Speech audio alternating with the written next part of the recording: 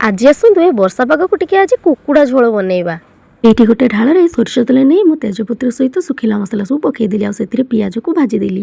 ପିଆଜଟା ଶୀଘ୍ର ହେଇଯିବ ବୋଲି ସେଥିରେ ଲୁଣ ଦେଇଦେଲି। ପିଆଜ ଭାଜି ହେଇସାରିଲା ପରେ ଅଦା ରସୁଣ ଆଉ ଜିରାର ବଟା ଦେଇଦେଲି। ଆଉ ଏଇଠି ଯେଉଁ ମୋ ହାତରେ ଅଛି ଏଇଟା ଅଳେଇଚ ଲବଙ୍ଗ ଗୁଜୁରାତି ଡାଲଚିନିର ଯେଉଁ ବଟା ମୁଁ ବାଟିଥିଲି ଶିଳରେ ତାକୁ ଦେଇଦେଲି। ଆଉ ସେଥିରେ ଲଙ୍କାଗୁଣ୍ଡ ହଳଦୀ ଗୁଣ୍ଡ ଦେଇକି ମସଲା ଟିକେ ଭଲ ଭାବରେ କଷି ଦେଇ ଟିକେ ପାଣି ଦେଇଦେଲି। ପାଣି ଦେଇଦେଲି ଏଇଥିପାଇଁ ଯେହେତୁ ମୁଁ ଚୁଲିରେ ବନଉଛି ପୋଡ଼ିଯିବ। ଏଇଠି ଦେଖନ୍ତୁ ମସଲା ଆମର ହେଇଗଲା ପରେ ମାଂସ ସବୁ ଦେଇଦେଲି। ଆଉ ମାଂସରେ ମୁଁ ଯେହେତୁ ମସଲାରେ ଲୁଣ ଦେଇନଥିଲି ତ ମାଂସ ଦେଲା ପରେ ଲୁଣ ଦେଲି। ଲୁଣ ଦେଖନ୍ତୁ ଦେଇସାରିଲା ପରେ ମାଂସଟି ଭଲ ଭାବରେ କଷିଦେଲି। ତାକୁ ଘୋଡ଼ଣି ଦେଇ ଢାଙ୍କୁଣି ଦେଲି। 20 ମିନିଟ୍ ପରେ ଢାଙ୍କୁଣି ଖୋଲି ଦେଖିଲା ବେଳକୁ ମାଂସ ଆମର କଷା ହେଇଯାଇଛି ଆଉ ଭଲ ଭାବରେ ସିଝି ବି ଯାଇଛି। ତାପରେ ଭାଜି ରଖିଥିବା ଆଳୁକୁ ମୁଁ ସେଥିରେ ଦେଇଦେଲି।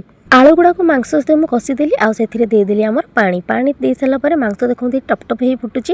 ଏପଟେ ବର୍ଷା ଢାଳୁଛି ସେପଟେ ଆମର ମାଂସ ଫୁଟୁଛି। ତ ବର୍ଷା ପାଗକୁ ଏମିତି ମାଂସ ଝୋଳ ଖାଇବାକୁ କାହାକୁ ଭଲ ଲାଗେ କମେଣ୍ଟରେ ନିଶ୍ଚୟ ଜଣାନ୍ତୁ। ତ ଆଜି ଯେହେତୁ ଆଇଁଷ ବାରିଟା ମୁଁ ଆଜି ଯେହେତୁ ମାଂସ ବନଉଛି ତ ମୁଁ ଭାବିଲି ଏଇଟା ଆପଣମାନଙ୍କ ସହିତ ମୁଁ ସେୟାର କରିବି। ଭିଡ଼ିଓଟି ଭଲ ଲାଗୁଥିଲେ ଲାଇକ୍ ସେୟାର ସବସ୍କ୍ରାଇବ୍ ନିହାତି କରିଦେବେ। ରହିଲି ପୁଣି ଦେଖା ହେବ ନେକ୍ସଟ ଭିଡ଼ିଓରେ। ବାଏ।